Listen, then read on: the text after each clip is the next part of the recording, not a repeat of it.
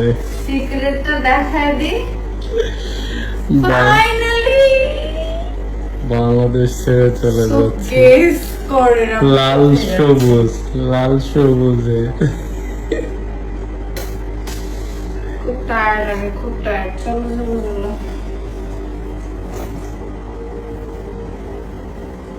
লম্বা করে আসতো না সরি ফাটলি।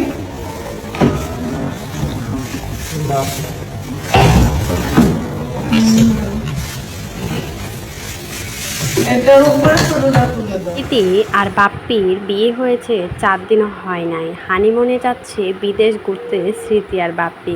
আইল্যান্ড নিয়ে যাচ্ছে স্মৃতিকে। অনেকেই তো বলেছিল স্মৃতিকে নাকি বাপ্পি ব্যবহার করে ছেড়ে দেবে, তাকে নাকি কখনোই বিদেশ নিয়ে যাবে না।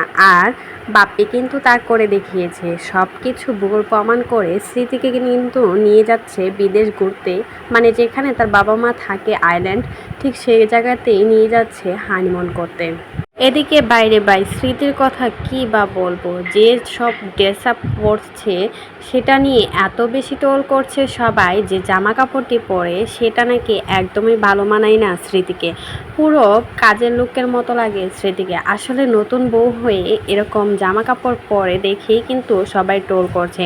আর এদিকে এয়ারপোর্ট যাচ্ছিল, সেখানে নাকি যে গেঞ্জিটা পরেছে পুরো নাইটটি পরে যাচ্ছে এয়ারপোর্টে, এমনই বাজে বাজে মন্তব্য করছে স্মৃতিকে নিয়ে। আসলে স্মৃতির চয়েস ভালো না, তা না হলে এরকম ড্রেস আপ কীভাবে কিনে, এটা নিয়েও শোনো হচ্ছে টোল করা স্মৃতিকে নিয়ে। বিয়ের শুরু থেকে শেষ পর্যন্ত, গিফট খোলা পর্যন্ত সব কিছুতেই স্মৃতিকে নিয়ে টোল করেছে সবাই, কারণ স্মৃতির ড্রেস আপ একদমই ভালো না। স্মৃতিকে দেখতে পুরোপুরি খ্যাত খ্যাত লাগে। সে যে গ্রামের মেয়ে সে নিজেই প্রমাণ দিয়ে দেয়, তার চয়েস একদমই ভালো না। আর এটা নিয়ে অনেক বেশি কথা শুনিয়েছে স্মৃতি আর বাপ্পিকে।